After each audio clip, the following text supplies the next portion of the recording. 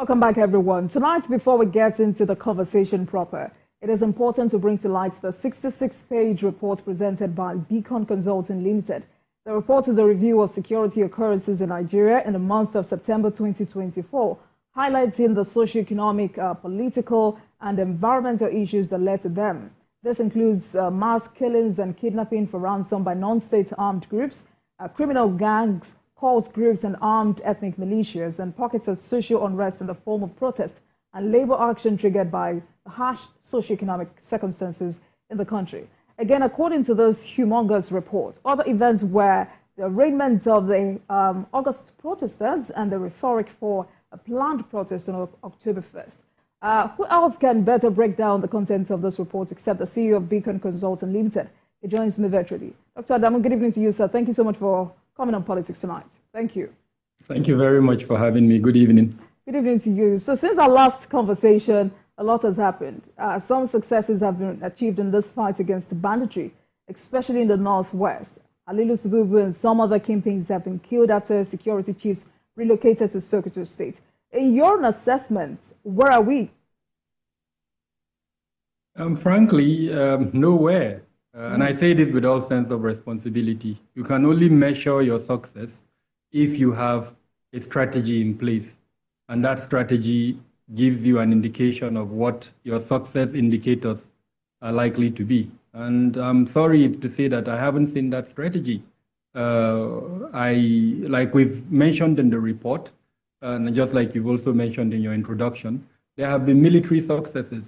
In security terms, we call it a decapitation strategy, where the leadership of armed groups are being, chased and either arrested or killed. And at the last count, over 30 of such significant leaders have been killed. If you expand it, we can even say up to about 80 of such leaders, that's if you include that of the terrorist groups and then the bandit groups, have been killed. But the question is, within what framework, within what strategy is this being done that would now allow you to say success is being done?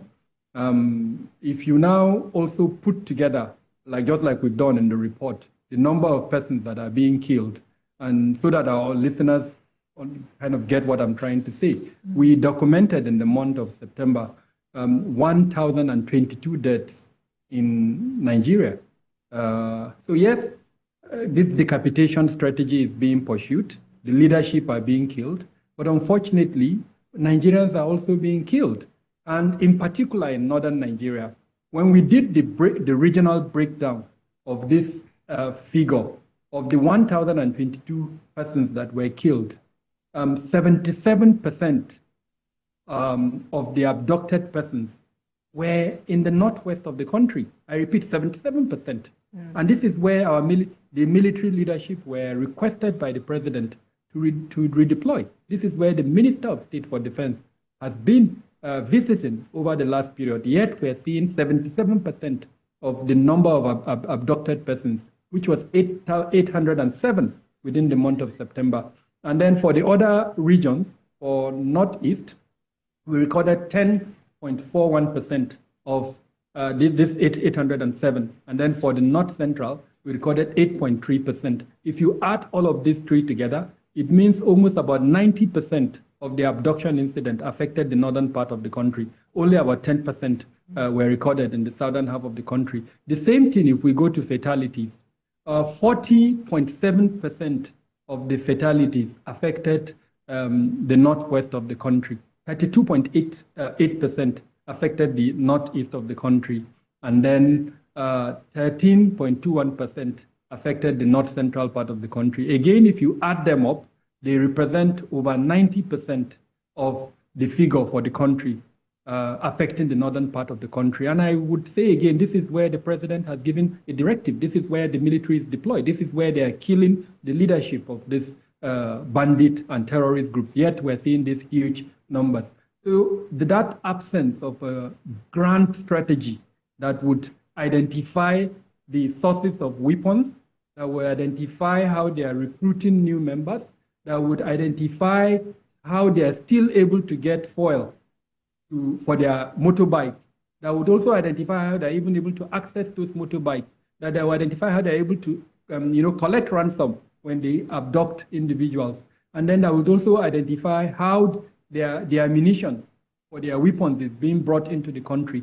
The absence of that strategy, unfortunately, is the reason why we're seeing these numbers as high as they are at the moment. And then, of course, perhaps in the course of our conversation, we can also speak about the inability to get the buy-in of the people. At the end of the day, the success of any counter-insurgency or any anti-banditry campaign is dependent on how the government and the law enforcement and security agencies are able to get the buy-in of the people. And at the moment, unfortunately, there is still a huge gap there. And I think that's part of the reason why we're seeing these huge numbers at the moment. Absolutely, Dr. Adamu. So I see that this report encompasses Nigeria risk barometer, high-risk impact areas, density distribution of abductions and fatalities in Nigeria. But how much impact did the August protests have on insecurity in the north? That protest was marked by violent clashes, vandalism, and looting, particularly in the north, leading to heavy-handed security responses, including military interventions. In your 66-page report on that, what were your findings? So we were able to document killings by mainly gunshots during the protest. What we were not able to determine was who shot those guns, because as we've already documented in the report, there are weapons that are in the hands of different players. Of course, the Nigerian security forces, the military, the police, and several others do have weapons, and they were deployed during that period. But we also know that non-state actors, different types, also had access to weapons, and those weapons were used during that protest. So we don't know who actually did the killing, but we documented over 30 deaths associated with the protest during that. So how did you come about the numbers, Dr. Adamu? How did you come about the numbers? So our collection capabilities is one that is of global standard. We use different methods to collect our, quote unquote, information, which we now turn into intelligence. It's a combination of open source and human sources. Human sources is a range from security agencies themselves to people like you, journalists, to others who are domiciled in this society, who have access to this type of information. So we collect all of this, verify it, and then put it together into some meaningful form. Again, it's a global standard, and it's what we have embedded into our practice to produce this type of result. With regards to your question over the consequence of the protest, there are a couple of issues that have emerged. Number one is the civic space. There is an increasing perception that the civic space is being constricted. A lot of the feedback that we got, especially from the civil society organizations, is that that attempt to suppress what some of them felt was a legitimate protest has resulted in the constriction of the civil space. If you also talk to the security agencies, which we did, they were concerned that such a protest could deteriorate and lead to anarchy. And so they deployed actively in an attempt to prevent that protest from becoming a situation of anarchy. Of course, some of the indicators of foreign influence was also something that we documented. Russian flags were being waved. Polish students from Poland were arrested during the protest, even though the circumstances of their involvement and their arrest is well documented. The effect of social media in terms of what happened in Niger Republic and the populism that the junta there pursued and its influence in the northern states, we also documented that. And then, of course, the disparity in the protest between certain locations in the country, and of course some of the locations where we saw more involvement of youth and civil society organizations, and then also the responses of our security forces to the protest. In certain instances, the responses were highly commendable. Then, unfortunately, in certain instances, we documented human rights abuses by the security forces. At the end of the day, I think the question that really emerged is the credibility of the state in terms of managing dissent. That is one question that I think has remained and that unfortunately is yet to be addressed. Also, because that document reported that on a regional level, 3 regions were impacted. The Northwest region, which accounted for 56.67% of fatalities, the North Central region, 23.33%, and the Northeast region, 20%. But looking back at that, to that protest and the way it turned out, you would agree with me that it brought about some conversations begging for answers, especially questions about the disappointing scenes from the northern part of the country. You just talked about foreign flags were flown within Nigeria's sovereignty, which was condemned across board. But does this also speak to perhaps the division and disparity in ideology within the political class in the north?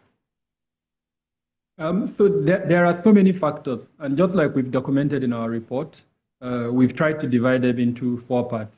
The socioeconomic issues, poverty, illiteracy, unemployment, the existence of groups that some would describe as hooligans. There are different terminologies that are being used to describe those youths. They exist in certain parts of the north. Groups that either cult groups or gangs that in one way or the other were engaged and involved. And that brings me to the next point, which is the political component. Some politicians saw the protest as an avenue and as an opportunity to exact influence, negative influence, I must say. And so they mobilized these groups, including the cult, the gangs, and some of the criminal groups. And in some instances, even possibly armed them. And we saw that. The next component is the economic component. The cost of living crisis created an incentive, as it were, for certain persons to take advantage. So you saw warehouses. A good example is Jigawa, where warehouses were raided and the contents of those warehouses were stolen by the protesters. And I think a few other locations, including some parts of Bauchi State, where we saw that. In Kano State, we saw public infrastructure. For me, the most ridiculous was a traffic light that one of these young persons was attempting to remove. And I think I also saw on social media, we couldn't verify that, where a certain traffic light was stolen, and then the guy actually connected it in his room, and he was using it. So, things like that were example of the breakdown of law and order, and the fact that the economic circumstances in the country could have triggered those type of occurrences. And then the weakness of the security arrangement. At the end of the day, public security is really about deterrence. It's really about ensuring that law-abiding citizens like you and I are able to carry out their businesses as long as it's legal and lawful, without the consequences of illegal activities like what I've just described. And that failed, unfortunately, during the 10 days. Our constituency, the company that I run, which is Beacon Security and Intelligence Limited, we provide risk management advice to companies. And I can tell you that during that period, a significant number of business operations were either reduced or were shut down. Supply chains were disrupted. Companies like Dangote and the other big ones, BOA, that would supply materials, either in terms of the raw materials they needed or the finished products that they would supply across the country, were disrupted during that period for about 10 days. If you calculate the impact of that, banks were shut down during that period. As a result, they were managing their risk, because if they open, they could be targeted and their staff could also be targeted. So they naturally either reduced or shut down their operations. So all of that were quote unquote economic consequences of the protest. But there was a part of, Dr. Adamu, there was a part of that document where you thought the security agencies should have handled things differently. Definitely. There is a whole lot of material on what is called policing 2.0 protest, modern protest, in other words. And policing 2.0 protest or 2.0 protest requires a different approach. For the simple reason that the mobilization that we used to know in traditional terms is not the mobilization that occurs in 2.0 protest. So the number one rule for policing 2.0 protest is really about engagement. What we saw in this instance, the engagement came very late. You would engage on the basis of intelligence. By the time you engage, you would have gathered intelligence. You know the leadership of the protesters. You know their modus operandi. and then you also know their intention. And the intention can be varied. There is the latent intention, there is the manifest intention. So intelligence will tell you both. And when you are engaging, you are engaging on the basis of strength. Unfortunately, we didn't see that. In the case of that August protest, the engagement came just a few days. And it was an engagement that was, if you allow me to say with all sense of responsibility, that was done without that level of intelligence. When you engage and you are discussing with the other side. Dr. Adamu, could you be specific, please? The Inspector General of Police, as an example, engaged with the protesters. But the kind of language that we saw was not a language that was driven by knowledge, by intelligence. It was more around saying, don't protest in this location, come up with your leadership. So if intelligence was already available, the leadership would have been known. It was pointless at that stage asking for the leadership to emerge. It is expected that the entire security gamut in Nigeria already has knowledge of the leadership of those protesters. So when you engage at that point, it's really to tell them this is what you want. Look, we know you are going to protest. We're going to give you the protection that you need. This is the route that you are going to follow. This is the kind of deployment we are going to do to ensure that your protest is protected.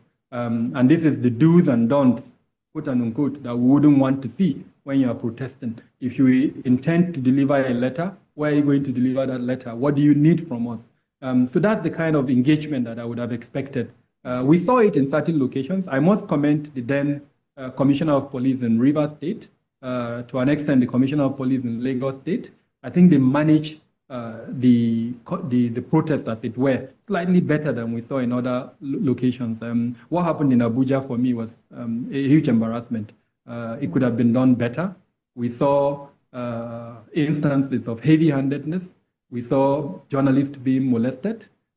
We saw civil society activists being molested in the Federal Capital Territory. All of this, for me, were necessary. If we had done our work as a country with our 29 security departments, if they had come together and done their work and gathered intelligence using technology, I must emphasize this, because most of the mobilization happened within the cyberspace.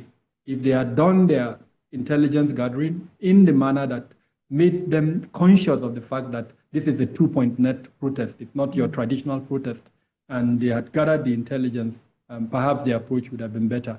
One of the things that I'm hoping has been done, I don't know if it was done, a review of what went well in terms of the approach by the security agencies, what didn't go well, what lessons have been learned, so that there will be other protests. I'm hoping nothing as major as that, but it's very likely there will be other protests.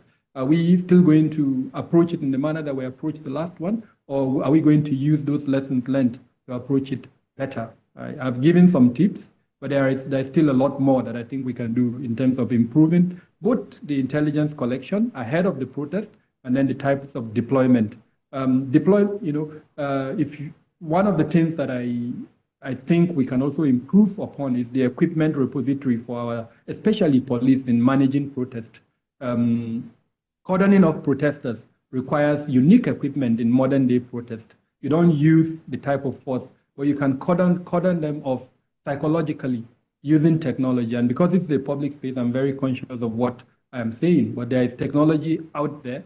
And this is not even sophisticated technology, equipment that you can use in cordoning off protesters so that the route they pass are routes that are cordoned off, and then you reduce infiltration. You also reduce the possibility that they can now go and destroy public property because you've already cordoned the route and you provided that. So these are some of the errors or mistakes that I saw in terms of the handling and that we've documented in that report. All right. So still about the notable developments in September 2024, which you highlighted in your report. You mentioned the heightened military operations observed in the Northwest region that led to the death of key bandit leaders and the establishment of a joint military theater operation and the reception of T-129 helicopters from Turkey to enhance counterinsurgency efforts. So for you, it reflects, according to that report, it reflects the federal government's commitment to tackle security issues. Is this confirming that concerted efforts by governments are yielding the desired results? We are not in doubt that the federal government is committed to addressing the security challenges, but commitment and results are two different things. I started this conversation by saying that as far as we are concerned and as far as we know, there is no strategy that would allow the measurement of success. Security can never be implemented in a vacuum. When we had a challenge in the Northeast, we quickly developed a national counterterrorism strategy. I asked the big question, what is our strategy for addressing the banditry challenge in the Northwest, North Central Nigeria? So this, I think, is the major challenge. The commitment is there, and I must give the Bola Tinubu Ahmed administration significant kudos. If you pick the Renewed Hope agenda, there are several elements, about 8 of them, that speaks to security. With reference to your question, the one that comes to my mind is the promise that security strategies will be developed for each of the geopolitical regions. I would have thought that the coordinators of our national security structure would have worked within the last 1 year plus to develop these strategies for each of the geopolitical regions, because there are different security threat elements in each of the geopolitical regions, so that those strategies will form the basis for coordination, for cooperation, and for collaboration between our security agencies. And I'm sorry to say, just like I said at the beginning, we haven't seen those strategies in place at the moment. And it's only when we have those strategies that we'll be able to measure meaningful success. At the moment, one of the things that pains me, and it's really the absence of those strategies. The federal government, in some instances, have positions that are in contradiction with what the state governments have in terms of approach to security. Meanwhile, our enemy, the threat elements, are united in terms of their desire to wield violence to us. But our governments, the federal and state government, are not united in terms of that. So, Dr. Adamu, I asked the question because you also mentioned other events reflecting an evolving legislative framework in ways that supports the aspirations of the populace for more effective state governance structures and an inclusive and stable political environment. Just today, the federal government's commitment to strengthening Nigeria's military capabilities through improved research and development has been reiterated by Minister of Defense, Mohammed Badaru. So how do we enhance and strengthen this aspect of our operations? Let's quickly develop a broad strategy for each of the threat elements that we have. And there are not so many. There are 3, I think, at the moment that are disturbing a lot of Nigerians. Number 1 is the banditry. Let's quickly have a broad strategy, a framework for addressing the banditry challenge. That framework, that strategy should look at the pull factors. Why are we seeing more young people getting involved in the banditry challenge? Why are we seeing groups challenging the supremacy of the use of force by the state? That strategy should be able to have mitigation measures embedded within them to reduce recruitment, to reduce funding, to reduce the equipment acquisition by these groups, to reduce the support that they're getting from within the ecospace where they operate. It will also allow the 3 levels of government to key in and you work in unison. And then more importantly, it will also allow the implementers to get the buy-in of the local populace at the end of the day. That for me is number 1. Number 2 is oil theft. Our economy is dependent of, I think, almost about 37 or 38% our GDP on oil. And at the moment, our economy is bleeding because we're unable to even meet our both local demands and then the OPEC quota that would have gotten us the revenue for the economy to function. Just yesterday, OPEC did say that we're at 1.32 million barrels instead of the 2.2, I think, that we've been given as a country. And, we can't continue like that. We need to call a spade, and where changes are required to ensure that the effectiveness and the efficiency of the military security strategy that we have for stopping oil theft is achieved, then we need to do that. Otherwise, our economy will continue to bleed. You and I are suffering from that bleeding economy. I can't even say enough about that. Then number 3 is kidnapping. This is something that is worrying every Nigerian. People, can't travel freely. loved ones have been abducted, they have to pay ransom, and some people are shocked that some of the perpetrators actually go on social media to brag about the monies they've collected. So we need a grand strategy, a broad strategy on anti-kidnapping that would bring both the federal and state governments together, and of course strengthen law enforcement to ensure that banditry, kidnapping in particular, is brought to an end. I think these three things. The other ones, I think we already have strategies on them, like terrorism. I mentioned that we have a national counterterrorism strategy, which is in place. But for all of these other ones, I haven't seen really a strategy, codified one, that would help us in addressing them. Night, everyone. Thank you so much for staying with us. Tonight, Dr. Kabir Adamu, CEO, Beacon Consulting Limited, is my guest tonight as we track the destructive impact of banditry in the northern region of Nigeria. Dr. Adamu, thanks a lot for staying with us. You know, in that report, you pointed out the reception of T-129 helicopters from Turkey to enhance counterinsurgency efforts. So help us understand this. Is it really about more equipment and ammunition? Because a report released in August says that the federal government has spent no less than 63.6 billion naira to procure various equipment and ammunition for the Nigerian military and the Office of the National Security Advisor between January and July 2024. Just recently also, the Minister of State for Defense, Bello Matawalle, is saying that the armed forces of Nigeria requires 200 million rounds of ammunition annually for its operations. So definitely, the equipment repository of all our security agencies needs to be enhanced, and any effort to procure needed equipment, I must emphasize that, because it's not just any equipment, it must be equipment that would help address specific security challenges. And in this instance, helicopters and other gunboats are necessary in especially the types of security challenges that we have in the country. Close quarter combat and our ability to have monopoly over our airspace will definitely strengthen all types of campaigns that we have, whether it's counter-insurgency, counter-terrorism, or anti-banditry, or even the oil theft. Helicopters and other air platforms would definitely help in that regard.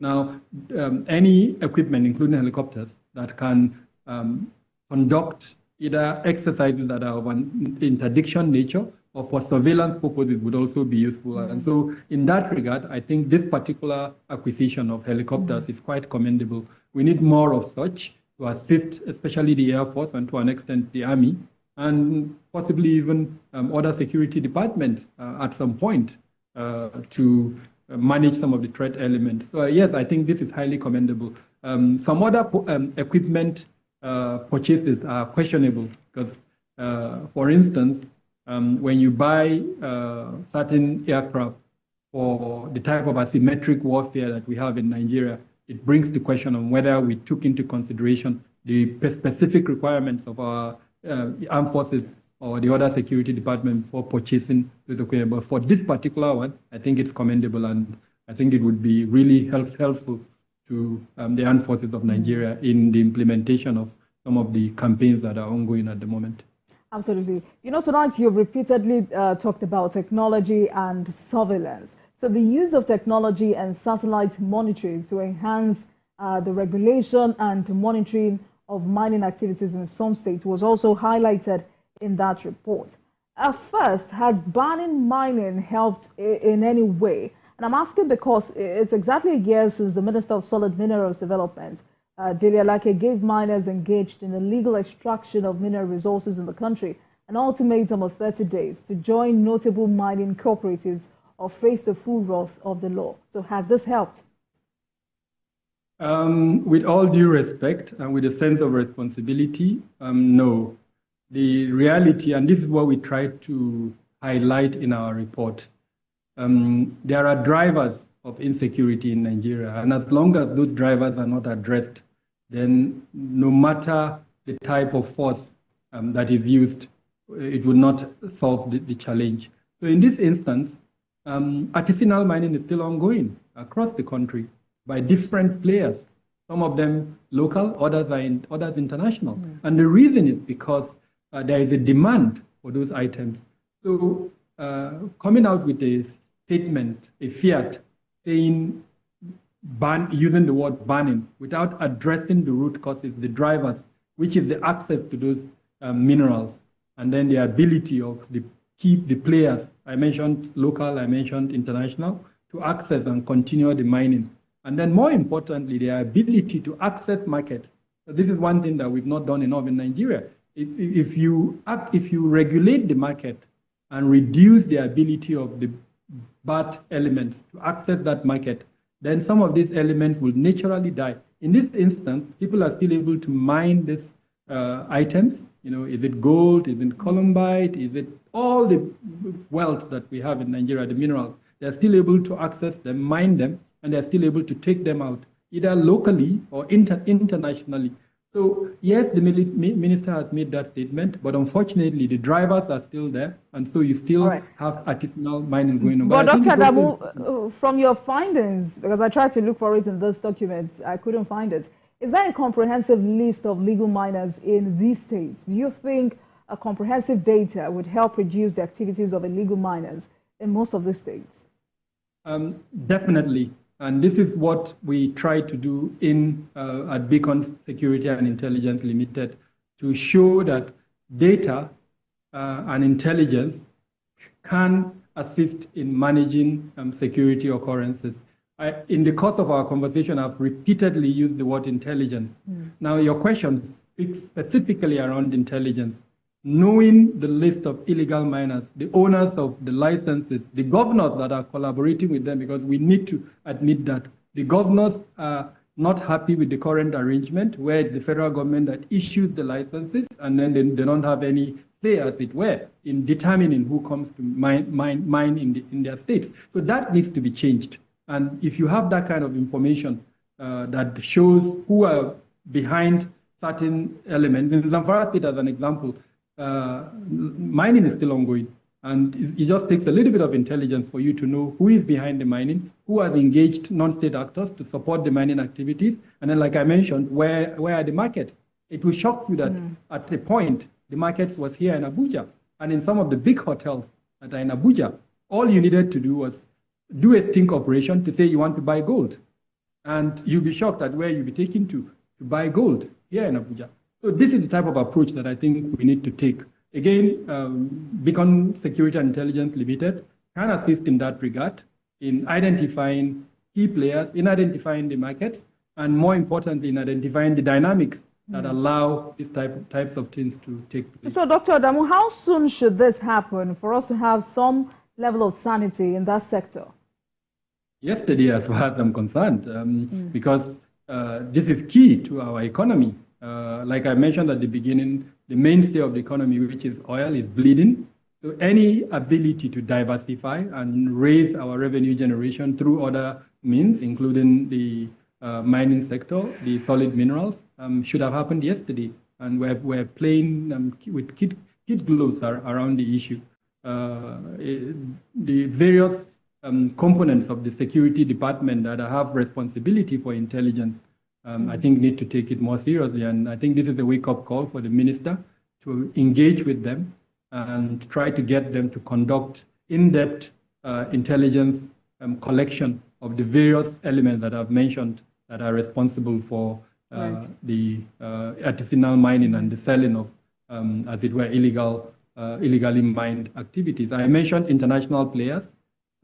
It's well documented. And I think customs, too, would need to play a role in that regard, as well as, to an extent, even the federal fund, Airport Authority of Nigeria.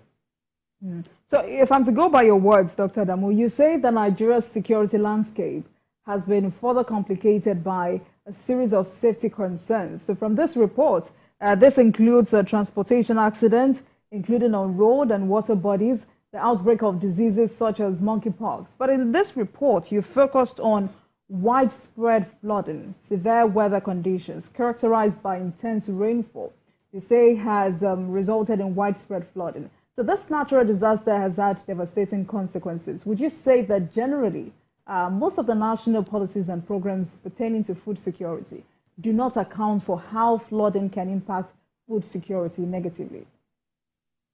Unfortunately, no. And I think the last, I think it was the Federal Executive Council meeting, which I think we referred to in that report, which took into consideration that development and then ordered an audit of our dams, kind of admitted to that. But I think, I believe that more should have been done. We have a Ministry of Environment, we have the Ecological Fund, we have also different components of our governance structure. Monies usually in our budget expended for different things. I think that the question should have arisen on why those components in government did not do what they were supposed to do. Even, simple awareness raising and sensitization to allow people to understand. Dr. Adamu, pardon me, when you say more needs to be done, who should be doing what? And nothing governors doing enough. Frankly, no, they need to do more. They are players in that regard. They are also victims in terms of that. I mean, at the end of the day, it's really about implementing adaptation measures against climate change. And then some very basic things. People who are living in areas that are susceptible to flooding, certain governors have been proactive in terms of identifying those places and then moving them from those places. Allocating, better suited land and supporting them in terms of developing those land with infrastructure and sometimes even some funds to build in those locations. And then, of course, drainages, making sure drainages are built, the integrity of dams, which may be the responsibility of the federal government. And then, like I was saying, even basic awareness of the consequences of climate change and the need to introduce adaptation measures would be something that I say the Ministry of Environment and a few other players, including Ministry of Finance, should have invested in, so that as a country, we recognize that things have changed. Climate change is already here with us. There will be variation in terms of rainfall and perhaps even in terms of the quantity. And then, of course, some of the other natural factors like the integrity of our dams that I've mentioned earlier on. And a few other factors would lead to more flooding. But we need to be ready. We can't wait until it happens. We need to be proactive. And, governors can play huge roles in that regard. But it must be a joint effort between all the stakeholders, the federal government, the state government, and to an extent, even our development partners. I think places like the World Bank, the United Nations are also doing a lot. Several intervention programs that are being supported by the World Bank and some of our development partners are also trying to address this issue of flooding. But it must be a stakeholder approach, multi-stakeholder. But beyond the northern region of this country, I want us to talk generally now about the security implication of climate change, like flooding. How critical is this for a country like Nigeria? When you look at loss of lives, displacement of millions of individuals, extensive damage to properties and infrastructure, and a significant impact on agricultural productivity. It's critical. The consequences, honestly, can only be understood if you look at the far-reaching and wide-reaching consequences. There is no sector that may not be affected by the flooding. Health, public health is affected. Infrastructure is being destroyed. Food security is being affected. Name them. Business operations. There are several parts of the country at the moment, including places like Kogi and others that are currently inaccessible as a result of flooding. So the impact is really huge. And we must acknowledge and admit that this is a phenomenon that has come to stay. It's not something that we can wish away. So again, adaptation measures. There is a lot of technology at the moment that allows us to look at our environment and then introduce those adaptation measures to reduce the impact. We can't fight nature. So the best we can do is to introduce adaptation measures to reduce the impact of climate change. And the earlier we start doing that, the better for us. It's still shocking that some of the environmental degradation, environmental destruction that increases our vulnerability is still being done. Our rocks are still being destroyed. Forests are still being felled. Name them. The dumping of refuse in our drainages are still ongoing at the moment. Sadly, these are some of the consequences that are resulting in the flooding that we're seeing at the moment. Right. I want to talk about cybersecurity issues, which was also highlighted in your report. But before then, would you say a lot of gain had been made against insurgency in the Northeast? I mean, if you look at Bauchi State, Gombe, Taraba, and Yobe, or there was just a desperate attempt by the governors to create that image of normalcy? No, definitely. The Northeast is, we've seen great improvement in the Northeast. Part of the reasons is that for that is that I mentioned at the beginning that a counter-terrorism strategy is being implemented. And then this, in particular, the most affected state, Borno State, introduced what is called the Borno model that has allowed local population to key into that national counter-terrorism strategy. And so we're seeing tremendous successes in that regard. It's not yet Uhuru. There are still active groups, non-state armed groups, terrorist groups that are active in those locations. The Jamaat al-Islam al-Jawat wal-Jihad and the Islamic State in West Africa province, they're still active. But if you compare to what used to be and where we are at the moment, tremendous progress has been achieved. In the report, we did highlight a particular incident that happened in Yobe State, where these groups that I mentioned, in a reprisal attack, killed about 90 people in just one attack. So there are still instances of such heinous attacks, but the frequency and the lethality of those attacks have reduced tremendously compared to what it used to be. If you look at the percentage that the Northeast represents, it's much lower both in terms of abduction and fatality than the Northwest and North Central. So at the moment, the epicenter of security challenges in Nigeria is the Northwest. The Northeast has been overtaken by the Northwest. So, Dr. Adamu, your report also covered cybersecurity issues, including Google Chrome vulnerability exploited by cyber attackers, just as you put it. So for Nigeria, experts say Nigeria is more prone to cyber attacks than any other developing nation in the world. And it's the fact that it's one of the most unregulated, most dangerous space that portends some of our greatest national security challenges is the cyberspace. Evaluation of our Cybersecurity Act, how else can we protect our cyberspace? So there are several factors. I think the Cybersecurity Act is a good development. However, its implementation and then making sure we raise the awareness of the public. Just before I came onto this program, I received a WhatsApp message, which I'm sure a lot of Nigerians received on a daily basis. So it came from someone in my contact, and it went something like, I'm unable to pay money using my bank app. Please help me pay 200,000 into a particular account. I'm sure you've probably received this in the past, or some of our listeners at the moment have done that. The moment I saw that, I know the person's WhatsApp number has been hacked, and the effrontery of writing and providing a bank account through which these monies are collected is part of the challenge. So I think raising awareness, because a lot of people will actually fall victim. They will go ahead and pay that money, and the criminals will go and cash in and collect their money. But when we raise awareness for people to really understand, and then there are some very simple things that you can do to increase the protection. So how do we continue to raise awareness, Dr. Adamu? By engaging with the public and by sending out messages, especially in the social media. The two-factor authentication, as an example, most people don't even know this. Something as basic as that, just two-factor authentication. For every cyber platform that you belong to, just simply activate your two-factor authentication.